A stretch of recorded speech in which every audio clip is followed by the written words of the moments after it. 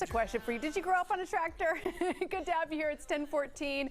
Welcome to Morning After. I'm Jenny Anchondo, and today we are talking about career and business success with the people who make a living out of teaching us how to find success. Josh Ellis is the editor-in-chief for Success Magazine. Gosh, Josh, I haven't talked to you since before the pandemic.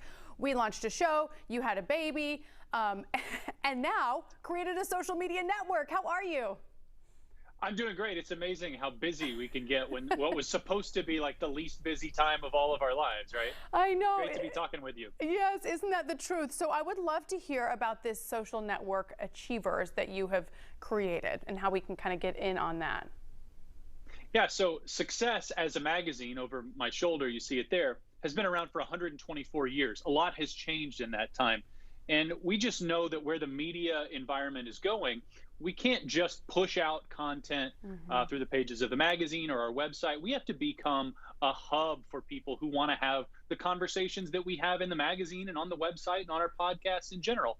And I think that you're going to see more media companies doing this, and that is to create social networks. We're all sort of tired of the experience, I think, that we're getting out of Facebook and Twitter and Instagram, where they rob from us what we originally signed up for, which was that connection.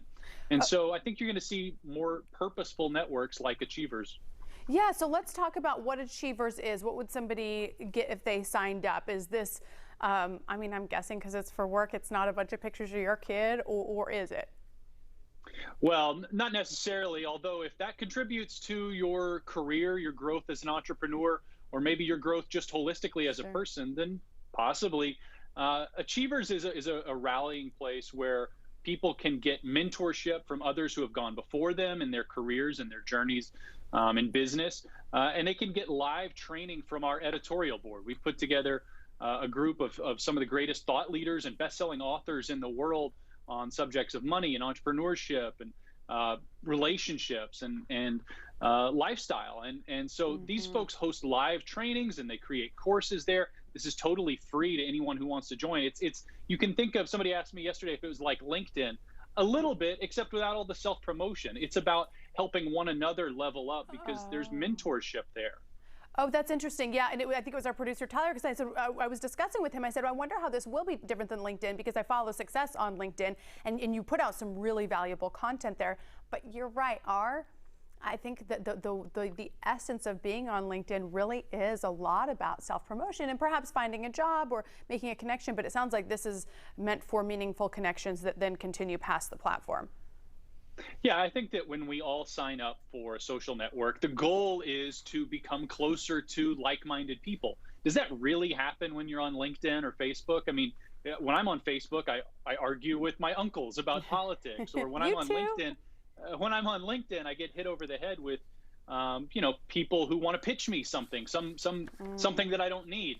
But what Achievers is meant to be, and what our new parent company, EXP, and our founder, Glenn Sanford, envisioned for it is, a place where people come together to help one another. There's a give and a get mentality because we're all at different spots on our journey, in entrepreneurship especially. And so I would say that's the biggest difference is from LinkedIn, is it's geared more toward entrepreneurs and people who have side hustle dreams or solopreneurship, freelancing, real estate agents, that sort of thing. Who want to grow on their own. I'm really looking forward to joining. This is incredibly enticing.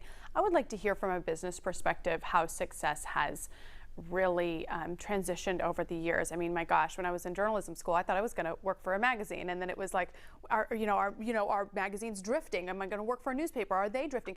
Success has managed to continue to level up with different platforms while still maintaining that initial media component of being a magazine. And what's to come? What's in the future for the company?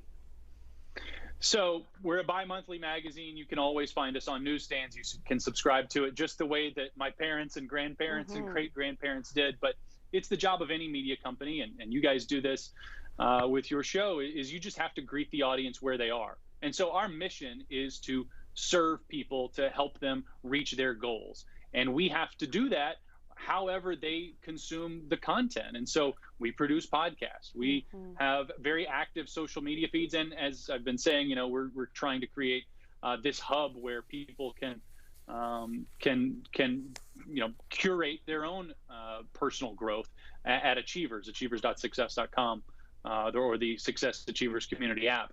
But it really is something about just growing with the community. There will always be people who want more out of life, and it's our job to serve them, the same as it was in 1897 when the magazine was founded. Josh Ellis, editor-in-chief for Success Magazine, thank you so much for your time. It really is such a beautiful and worthy publication. Thank you for chatting with us. Well, it's great to be with you, and I'm proud to have you as a reader, Jenny. See you on Achievers. Thank you. Yes, I will definitely see you there, and I'll remind everybody of the website one more time. It is achievers.success.com, and then you can follow them. Gosh, so many inspirational quotes and ideas and stuff at Success Magazine.